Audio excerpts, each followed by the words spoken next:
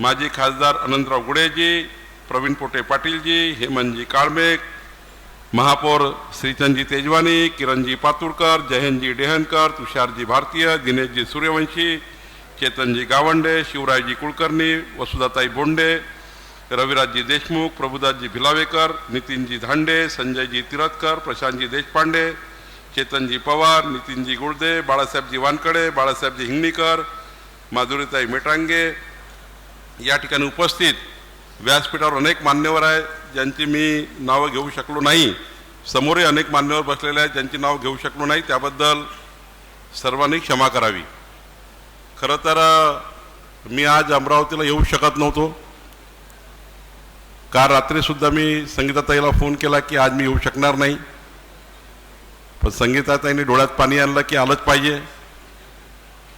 आणि पण त्यांनी मी माझा वादा, मी कधी अमरावती नागपूर हेलिकॉप्टर वापरत नाही, मी बाय रोड येतो, पण मला हेलिकॉप्टर मागवावं लागलं, हेलिकॉप्टरने यावं लागलं, पण त्यांनी वादा निभवला नाही, मी माझा वादा निभवला।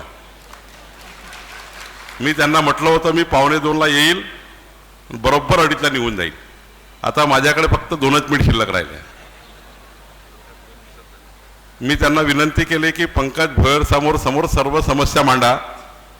पंकज भोयर हे एक चांगला जनता दरबार घेतील, एक या ठिकाणी मंत्री म्हणून, शिक्षण मंत्री म्हणून उत्कृष्ट काम करतात आहे, ते संगीताताईंनी सांगितलेला प्रत्येक प्रश्न सोडवतील, कारण प्रत्येक प्रश्नाचा निर्णय करण्याचे अधिकार महाराष्ट्र सरकारनं पंकज भोयरला दिले आहेत।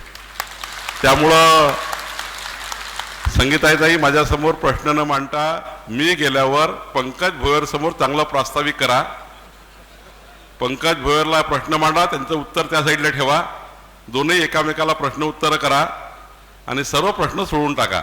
माझी काही मनाई नाही, फक्त मला मात्र 2:30 वाजता जायचं आहे, कारण मला 3:15 वाजता जर हेलिकॉप्टर मी लँड झालो तर 3:30च्या कार्यक्रमाला पोहोचता येईल। खरं तर एक झुंजार नेतृत्व, रणरागिणी संगीताताई शिंदे यांनी आपल्या सर्वांना बोलवलं आहे आणि या विभागीय मेळाव्यामध्ये आम्हाला बोलवलं आहे। खरं तर त्यांचा जीवनपट आपण बघितला, जीवनपटामध्ये बालवयापासून तर आत्तापर्यंतच्या त्यांच्या प्रवासामध्ये त्यांनी शिक्षण आणि शिक्षण क्षेत्रामध्ये विद्यार्थ्यापासून शिक्षणापर्यंत, सरकारपासून तर समाजाच्या शेवटच्या व्यक्तीपर्यंत केलेलं कार्य त्यांच्या जीवनपटामध्ये अधोरेखित झाला आहे। आणि त्यांचा जीवनपट हा जर बघितला तर नक्कीच त्यांना चांगलं नेतृत्व मिळावं, कर्तृत्ववान कार्यकर्त्याला पुढं जावं, जेवढं कर्तृत्व त्यांनी केलं आहे त्या कर्तृत्वाने, त्या इमानदारीनं काम करतात, संघर्ष करतात, कुठलंही राजकीय त्या ठिकाणी भावना न ठेवता समाजाच्या या वर्गाकरता, जो शिक्षक वर्ग आहे या वर्गाकरता त्यांनी आपलं जीवन समर्पित केलं आहे। आणि असं जीवन समर्पित करणाऱ्या कार्यकर्त्याच्या पाठीशी आपण सर्वांनी खंबीरपणे उभं राहिलं पाहिजे आणि याकरता आपल्या सर्वांची भूमिका महत्त्वाची आहे। खरं तर या जिल्ह्याचा पालकमंत्री म्हणून माझी जबाबदारी आहे की संगीताताई यांनी जे जे प्रस्ताव, जे जे प्रश्न शिक्षण विभागाचे मांडलेले आहेत, या जिल्ह्यातल्या शाळा स्मार्ट करणे, या जिल्ह्यामध्ये अभ्यासिका तयार करणे, या जिल्ह्यामध्ये जसं आम्ही नागपूरमध्ये आता 100% डिजिटल शाळा करतो आहे, सर्व शाळेचे बांधकाम पूर्ण करतो आहे, त्या ठिकाणी शाळेवर सर्वात मोठं इन्व्हेस्टमेंट करत आहे। एकंदरीत जर आपण भाग बघितला तर आम्ही मागच्या अनेक वर्षापासून मी पालकमंत्री आहे, 14 ते 19 पालकमंत्री असताना 5 वर्ष नागपूरमध्ये, देवेंद्रजी मुख्यमंत्री असताना, मी पालकमंत्री असताना, आताही माझ्याकडे आता 2 कारभार आहे, अमरावती आणि नागपूर। पण आम्ही ठरवलं आहे की ज्या पहिल्या 5 प्रायोरिटी DPC किंवा पालकमंत्र्याच्या असल्या पाहिजे, त्या प्रायोरिटीमध्ये शिक्षण ही पहिली प्रायोरिटी असली पाहिजे। शिक्षण आणि शिक्षक आणि त्यांचे प्रश्न ही पहिली प्रायोरिटी असली पाहिजे।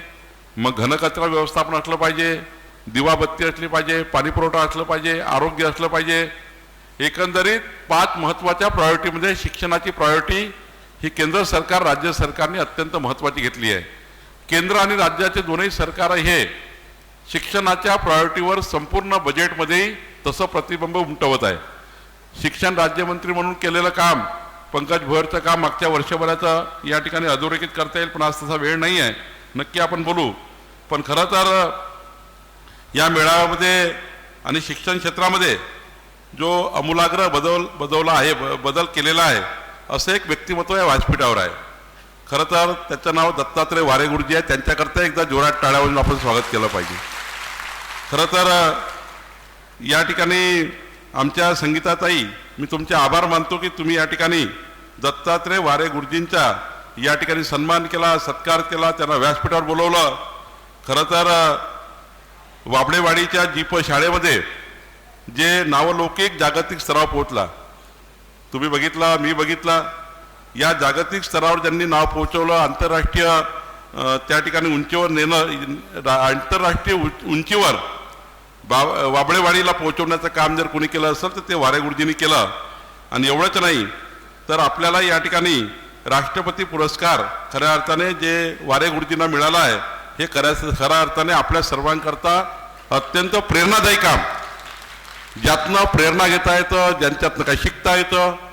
शेवटी शिक्षण असं आहे की ते घेता येतं, प्रेरणेतून शिक्षण घेता येतं. आणि त्यामुळं वारे गुरुजीची प्रेरणा या ठिकाणी आपल्या सर्वांकरता महत्त्वाची आहे. खरं तर ज्ञानसेवा समर्पणाच्या बळावर शिक्षण क्षेत्रामध्ये आदर्श निर्माण करणारे वारे गुरुजी आहे. त्यांनी केलेली ज्ञानसेवा ही आमूलाग्र आहे. आणि म्हणून या ठिकाणी आजचा मेळावा हा काही कार्यक्रम नाही आहे, केवळ या ठिकाणी राजकीय कार्यक्रम किंवा या कार्यक्रमाची पॉलिटिकल भूमिका नाही आहे, तर हा जो कार्यक्रम आहे तो शिक्षकाच्या स्वाभिमानाचाही आहे, हक्काचा लढ्याचाही आहे आणि शिक्षण क्षेत्रामध्ये परिवर्तनाचं नवयुग आणणारा हा कार्यक्रम आहे. आणि त्यामुळं खऱ्या अर्थाने या कार्यक्रमाची उंची फार मोठी आहे. एवढंच नाही तर आपण बघतो आहे की केंद्र सरकारने, माननीय पंतप्रधान मोदीजींनी जे शैक्षणिक धोरण आणलेलं आहे त्या शैक्षणिक धोरणामध्ये शिक्षकांना 1982 पूर्वीची जी जुनी पेन्शन योजना आहे आणि शाळावर 100% अनुदान, तसे इतर शिक्षण क्षेत्रातील विविध प्रश्नावर NEP मध्ये त्या ठिकाणी अनेक गोष्टी या ठिकाणी सांगितलेल्या आहे. त्यामुळं संगीताताईंनी जे या ठिकाणी अनेक गोष्टी मांडल्या आहे यावर सरकार कामच करत आहे. केंद्र सरकारने NEP मध्ये जे काही त्या ठिकाणी आपल्या सर्वांना, दोन्ही सरकारला, केंद्र आणि राज्य सरकारला मॅन्डेटरी केला आहे. काही गोष्टी NEP मध्ये मॅन्डेटरी आहे, त्या सर्वांनीच पाळल्या पाहिजे. त्या केंद्र सरकारने एकट्याने पाळायच्या नाही, राज्य सरकारने पाळायच्या आहे, राज्य सरकारनेच पाळायच्या नाही, जिल्हा परिषदेने पाळायच्या आहे. शिक्षण क्षेत्रामध्ये जो बदल घडवायचा आहे तो NEP पॉलिसीच्या माध्यमातून सर्वच विभागाने सर्व क्षेत्रामध्ये घडवायचा आहे. म्हणजे शिक्षण क्षेत्रामध्ये सर्वच त्या ठिकाणी येणाऱ्या प्रायव्हेट, खाजगी त्या ठिकाणी डेव्हलपर्स असतील, खाजगी शिक्षण संस्थाचे त्या ठिकाणी असतील किंवा शासकीय शिक्षण संस्था असतील, त्यांनी सर्वांनी करायचं आहे. आणि त्यातनं आपल्याला पुढच्या काळामध्ये खरं तरी वेगळं मंथन करावं लागणार आहे. प्रश्न जे आहे त्या प्रश्नावर NEP पॉलिसी, NEPच्या माध्यमातून राज्य सरकारची भूमिका, राज्य सरकारच्या माध्यमातून राज्याच्या एकंदरीत शिक्षण खात्याची भूमिका, शिक्षण खात्याच्या माध्यमातून शिक्षकाची भूमिका आणि शिक्षकाच्या भूमिकेपासून तर लोकप्रतिनिधीची भूमिका, या सर्व विषयावर आपण या ठिकाणी NEP मध्ये काम करतोय. आणि हे करत असताना आपला जो समाजाचा खरा शिल्पकार शिक्षक आहे, या शिक्षकाला त्यांचं सक्षमीकरण कसं होता येईल, शिक्षकांचंही सक्षमीकरण कसं करता येईल यावरही या ठिकाणी आपल्या सर्वांना काम करायचं आहे. कारण शिक्षक सक्षम झाला तर देशाचा विकास होऊ शकतो, अन्यथा देशाच्या विकासाचा जो विकसित भारताचा मोठा पाया आहे तो शिक्षकांनी शिक्षणाकरता रचायचा आहे. आणि त्यामुळे शिक्षकांचं सक्षमीकरण हेच विकसित भारताचा खरं त्या ठिकाणी आपल्याला पाया ठरणार आहे. आणि म्हणून आपल्याला 2047चा विकसित भारत घडवताना मजबूतीने आपल्याला शिक्षण क्षेत्राला आणि शिक्षकांच्या समस्यावरही काम करावं लागणार आहे. खरं तर या ठिकाणी हा विचार मंथन कार्यक्रम जरी असला, कारण संगीताताईंनी जे काही विषय मांडले आहे ते विचाराचे आहे. त्यांनी एक विचार मांडला आहे, प्रश्न मांडलेले आहेत. या प्रश्नातनं, या विचारातनं आपल्याला थोडं मंथन करून या ठिकाणी शिक्षण क्षेत्राची भविष्यातली उज्ज्वल दिशा ठरवता येईल.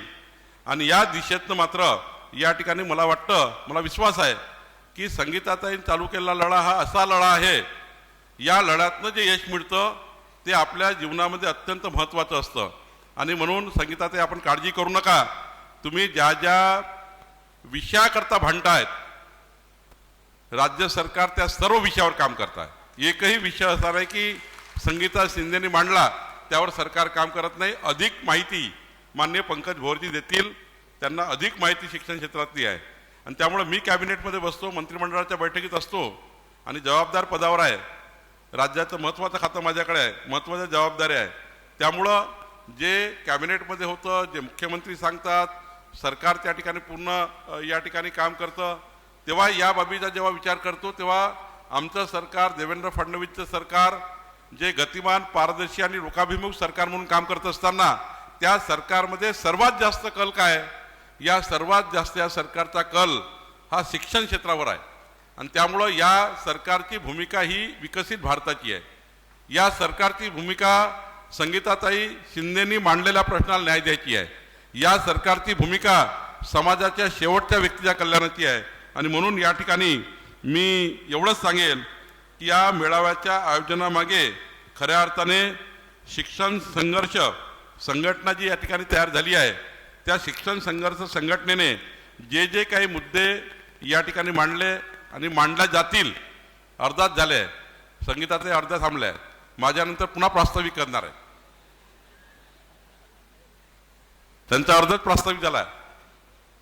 मला माहीत आहे 14 विषय आहे त्यांच्या पत्रामध्ये, 7 मांडले त्यांनी, पुन्हा एक वेळा प्रास्ताविक करणार आहे. माझ्या लायकीचे ते माझ्यासमोर मांडले, पंकजसाठी बाकी ठेवले आहे. त्यामुळं खऱ्या अर्थाने तुम्ही जेवढा त्यांना जोर दिला ते अजून बोलत गेलाय. पण त्यांनी माझ्याशी चर्चा केली आहे आणि मी तुम्हाला वचन देतो की पंकज भोयर तर करतीलच, पण ज्या ज्या ठिकाणी संगीताताई तुम्ही थांबाल म्हणजे अशा नाही थांबणार, मला माहिती आहे तुम्ही, पण ज्या ठिकाणी तुम्हाला वाटतं की आता माननीय मुख्यमंत्र्यांच्याच बैठकीची गरज आहे, आता एका उच्चस्तरीय बैठकीचीच गरज आहे, दोन्ही उपमुख्यमंत्री, मुख्यमंत्री आणि संपूर्ण प्रशासनच त्या ठिकाणी लागेल, अशा वेळी मी खारीचा वाटा उचलेल आणि तुमच्या या संघर्षामध्ये मी सुद्धा आपल्या सोबत राहील. खरं तर या ठिकाणी मी आधीच सांगितलं, मला अनेक गोष्टी आपल्याला सांगायच्या होत्या, NEP मध्ये अनेक गोष्टी मांडायच्या होत्या, पण आता मी आधीच सांगितलं की मला थोडा वेळ कमी आहे. त्यामुळं या ठिकाणी मी एवढंच सांगणार आहे की आपल्या आज ज्या शिक्षकांचे सत्कारही होणार आहे, त्या सत्काराला मी राहू शकलो नाही, त्याबद्दल मी दिलगिरी व्यक्त करतो. त्या शिक्षकाची क्षमा मागतो ज्यांचा सत्कार होणार आहे. खऱ्या अर्थाने समाजामधला दीपस्तंभ जो असतो त्याचा सत्कार होतो. आता ज्यांचा सत्कार होणार आहे ते शिक्षण क्षेत्रातले दीपस्तंभ आहे आणि त्यांनी आपल्या जीवनामध्ये काही कमवलं आहे, ते समाजाकरता आणि समाजाच्या शेवटच्या व्यक्तीकरता कामात येणार आहे. सत्कार याकरता असतो की त्यांच्या जीवनात केलेलं कार्य अधिक ऊर्जेने समाजाला त्यांचं प्रेरणा मिळण्याकरता, आणि त्यामुळे त्यांच्या सत्कारातून प्रेरणा मिळेल. आज शिक्षण क्षेत्र एक मोठ्या संक्रमणातून जात आहे. खरं तर याचे आम्ही थोडा अभ्यास केला आहे. तंत्रज्ञान आहे, डिजिटल तंत्रज्ञान आहे, डिजिटल मीडिया आहे. खरं तर जे आता आपण बघतो तंत्रज्ञानाचे प्लॅटफॉर्म आहे, AI आहे, आर्टिफिशियल इंटेलिजन्स आहे, या सर्वातून आता या संक्रमणातून शिक्षण क्षेत्रही जात आहे. आणि खरं तर काही तंत्रज्ञान आलं, किती AI आलं तरी शिक्षकाचं काम शिक्षकच करू शकणार आहे. त्यामुळं आपल्याला किती तंत्रज्ञान आणताना हा विचारच करावा लागेल. पंकज भोयरजी, तंत्रज्ञान तर डेव्हलप करूच, जगातलं कुठलंही शिक्षण जिल्हा परिषद शाळेत मिळालं पाहिजे. अमेरिकेत जे शिकवलं जातं ते झेडपी शाळेत मिळालं पाहिजे. असं डिजिटल व्यवस्था आपल्याला उभी करायची आहे, ती आपण करतोच आहे. आपलं सरकार त्यावरच काम करत आहे. AIच्या माध्यमातून या मुलांना, आधीच आपले जे मुलं आहेत, म्हणजे आपला काळ असा होता की 10वीत गेल्यानंतर किंवा 12वीत गेल्यानंतर आपल्याला घरात काय आणि बाहेर काय आहे हे कळायचं 10वीत गेल्यावर किंवा 9वीत गेल्यावर. आता तर KG1च्या पोराला घरातलं बाहेरचं सारं कळतं. आईच्या पोटातनंच ओरिजिनल कॉम्प्युटर घेऊन पिढी बाहेर आलेली आहे, ॲडव्हान्स कॉम्प्युटर घेऊन आले, AI घेऊन आलेली पिढी आहे. हे 21व्या शतकातलं तंत्रज्ञान आहे. ही जी पिढी आहे आपल्या घरची, तुमच्या माझ्या घरची, सर्वांच्याच घरची, गरिबाच्या घरी असो की श्रीमंताच्या घरी असो, ही ॲडव्हान्स AI घेऊन आलेली पिढी आहे. त्यांच्या हातात काही आज लागलं तर त्याचा पूर्ण कार्यक्रम ते करतात. आणि त्यामुळे या पिढीला तंत्रज्ञान आहे, डिजिटल मीडिया आहे, पण तंत्रज्ञान मार्ग दाखवू शकतो, तंत्रज्ञान मार्ग दाखवू शकतो, पण दिशा देण्याचं काम तंत्रज्ञानाला शिक्षकच करणार आहे. त्यामुळं तंत्रज्ञानाचा वापर होईलच, पण त्याला योग्य दिशा आपल्या सर्वांना द्यायची आहे. खरं तर या ठिकाणी मी एवढंच सांगेल, विद्यार्थ्यांना जागतिक दर्जाचं शिक्षण देण्याचा आणि शिक्षकांना योग्य सन्मान देण्याचा आमचा संकल्प आहे. निश्चितपणे तुमचा आवाज दबला जाणार.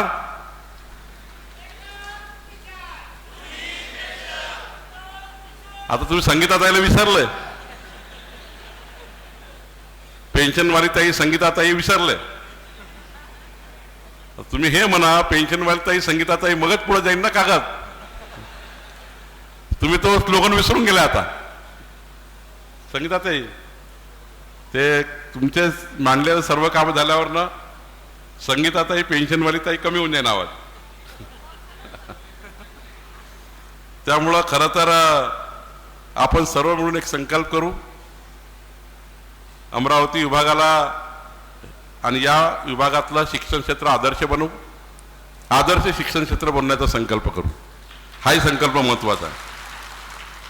आणि या विदर्भाच्या, पश्चिम विदर्भाला ज्ञानभूमी बनवू, कारण ही ज्ञानभूमी आहे, डॉक्टर पंजाबराव देशमुखांची भूमी आहे. आणि त्यामुळे हिला ज्ञानभूमी बनवण्याचं काम आपल्या सर्वांना करायचं आहे. आणि एवढंच नाही तर जर अमरावती विभाग आणि अमरावतीमधली ही बसलेली समोरची संपूर्ण शक्ती यांनी जर विचार केला तर भारतामधली सर्वात मोठी ज्ञानशक्ती तुम्ही तयार करू शकता. एवढी क्षमता आपल्या या मेळाव्यामध्ये आहे. हा मेळावा लहान नाही आहे, विद्वान लोकांचा मेळावा आहे, सुशिक्षित लोकांचा मेळावा आहे, शिक्षकांचा मेळावा आहे, ज्ञान अर्जन करणारे आणि ज्ञान देणारे व्यक्तिमत्वाचा मेळावा आहे. त्यामुळं तुमच्या या संपूर्ण संघटित शक्तीला खऱ्या अर्थाने मी नमस्कार करतो. आपल्या सर्व मागण्या सरकारच्या माध्यमातून सोडण्याकरता माझी पूर्ण मदत संगीताताई तुमच्या पाठीशी राहील. आणि पूर्ण इमानदारीने जे जे काही सरकारमध्ये करायचं असेल, कारण याच्याकरता आमचं सरकार हे आपल्याकरताच आहे. देवेंद्र फडणवीसचं सरकार हे पारदर्शीपणे काम करत आहे. इमानदारीनं आमचं मंत्रिमंडळ या ठिकाणी पूर्ण समर्पित भावनेने काम करत आहे. दिवसाची रात्रींचा दिवस करून या ठिकाणी तुमच्या सर्वांच्या भावना पुढे नेण्याचं आम्ही काम करतो आहे. मुख्यमंत्री अधिक सकारात्मक आहे माझ्यापेक्षाही मुख्यमंत्री देवेंद्र फडणवीसजींनी आपल्याकरता विशेष लक्ष घातलेलं आहे. मी एवढंच करेल, आज शिंदेताई तुम्ही जे काही प्रश्न माझ्यासमोर मांडले, पुढच्या काळामध्ये त्याची एक बैठक आपण मुख्यमंत्र्याकडे लावू. बाकी खालचे अधिकारी सरळ करणे, कोणी चांगलं वागत नसेल त्यांना चांगलं वागायला लावणे, हे सर्व पंकज भोयर बघेल. आणि वरचे जे धोरणात्मक निर्णय आहे त्याकरता कॅबिनेट मंत्रालय लागतं. त्या कॅबिनेट मंत्रालयामध्ये जे काही बाजू मांडण्याचं काम उत्कृष्ट वकील म्हणून मी तुमचा करेल, एवढंच या ठिकाणी सांगतो. आणि संगीताताई 15 मिनिट जास्त घेतल्याबद्दल तुमचे आभार मानतो. एबीपी माझा, उघडा डोळे बघा नीट.